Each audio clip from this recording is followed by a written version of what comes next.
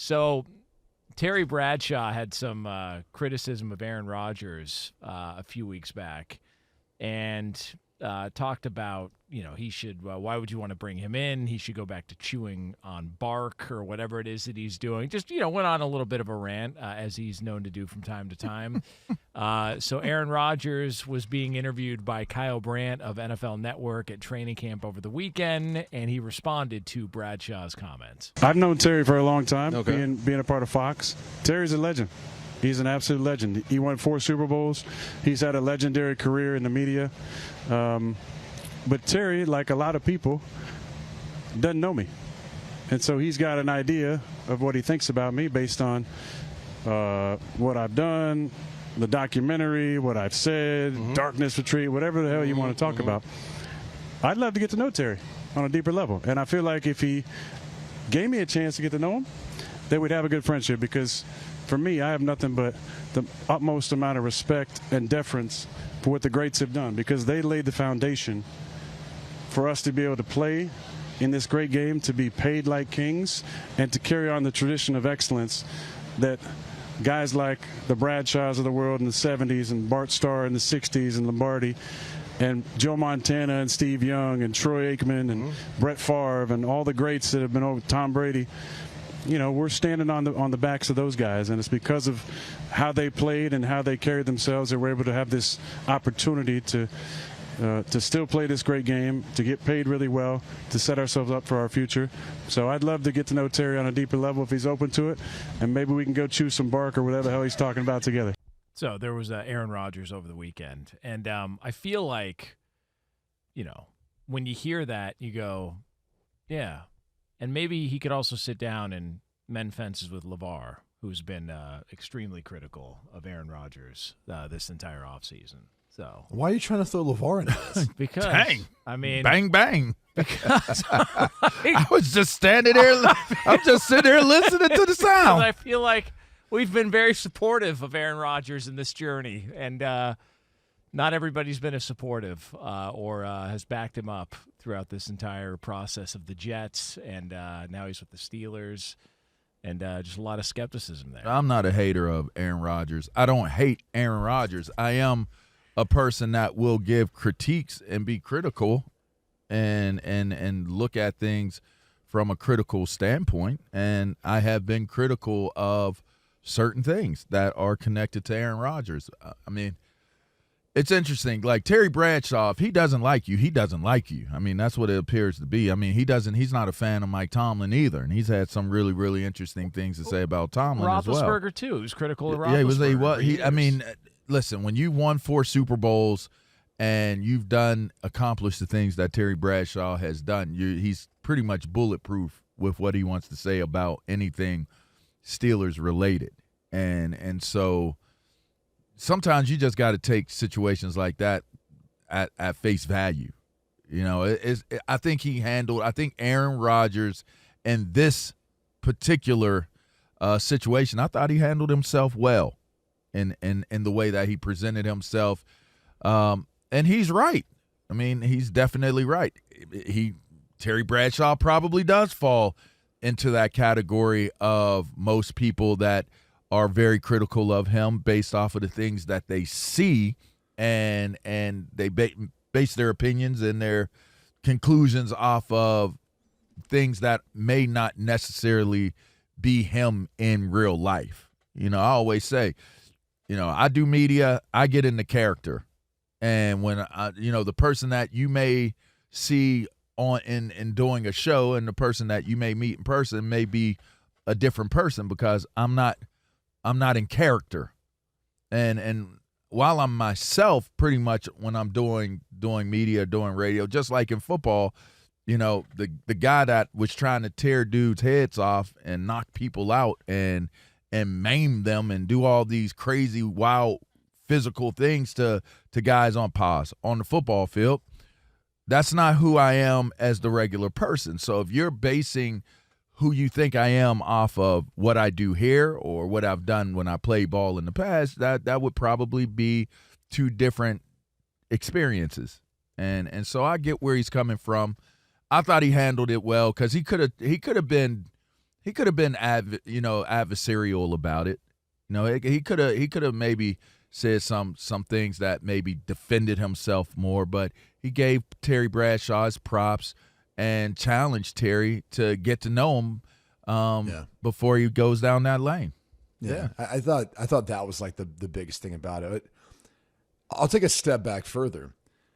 Knowing Kyle Brandt, who asked the question, and knowing Aaron, he wanted Kyle to ask him that question. Like, this was teed up for him to come away looking like this. And he had planned to kind of have this ready for someone to serve him up a meatball and knock it out of the park with his response. So, knowing him, again, he's at times doesn't want to talk to the media, but in this case, he chose to.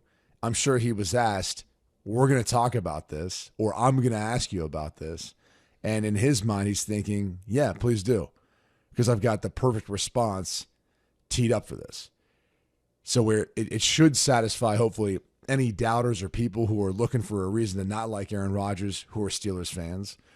It's a call to action for Terry Bradshaw and a challenge where if you're going to be critical, all right, but at least come get to know me first. At least chew on bark with me. So I just think all the way around, it was like a very calculated, wise, like savvy response. And, it's again, what I would expect in this situation, especially this is all in last year. It's like, what's the point in trying to lean into that and create enemies if this is going to be your swan song, like your final opportunity to showcase what you're able to do as a quarterback? Listen, he still has to get out there and he still has to prove out. And that's always the kind of the complicated, I guess, approach to a situation like this, is that Terry, again, he's already accomplished what he's accomplished. He's already what he is to the Pittsburgh Steelers community because he stayed in front of the media. He has had a brilliant career as a player. People would say, people wouldn't say, the city would say, literally the identity of Pittsburgh was defined when he was a quarterback for that team. Like, our identity as a city was defined by the Steel Curtain and that offense with Terry Bradshaw and Franco and Rocky Blyer and those guys, Lynn Swann.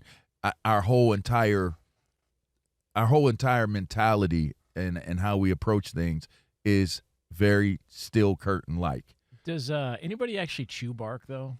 Yeah, I thought that was an thing? Interesting thing. I never heard of that. I bet Lee probably has. Yeah, it just seems like I've never heard. Are your teeth in good enough condition to be able to chew on bark? I got veneers. That's a terrible idea. Would you get splinters in your mouth if you chewed on bark? Well, it's also like you think about all. I don't think you get splinters from bark. Though. No splinters action from bark, maybe? No, I don't think you get splinters from bark. Like, you just think about all the bugs and the squirrels that crawl up there. They're just dropping deuces, there may be nutritional value in that, though. God. If you go into a tree, some trees you can go in there and get honey. There's bees and stuff in there, I'm just saying. Allergic to bees, though. To the point of Aaron Rodgers' performance, can I give you guys the bar that's been set? Uh-oh. You'd probably have to go to Ben Roethlisberger's last year starting.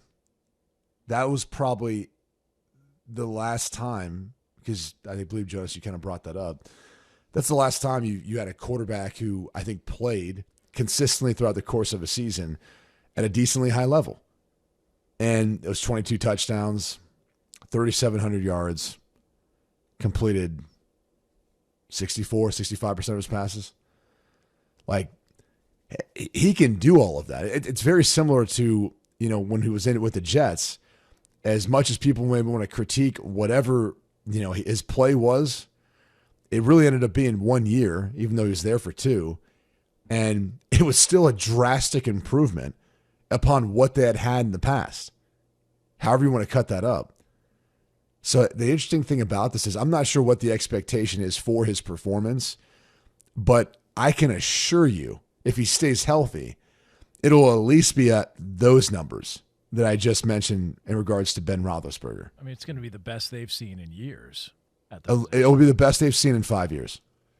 If he plays well, this will have a lasting impact on his career, because going into the AFC North, he's going to have to be prepared to go up against some serious defenses. And for what it's worth, they're going to have to try to keep up with these offenses in the AFC. If he can win, if he can guide the Pittsburgh Steelers to an AFC North crown, I think everyone that has had anything super, super critical to say in terms of what the conclusions are that people are drawing and not being a positive one, me being one of them, we would owe not only Aaron Rodgers apology, we would owe Khan an apology, we would owe Mike Tomlin an apology, we would owe the Steelers organization an apology. But I've been on board. I think it's a long shot, though. I'm as much of a fan as I am, and I'm a Pittsburgh guy. I think it's a long shot. Call me a skeptic. I think it's a long shot for them to even finish second in the division. I think it's going to be a battle between them and Cleveland for who brings up the rear in the AFC North.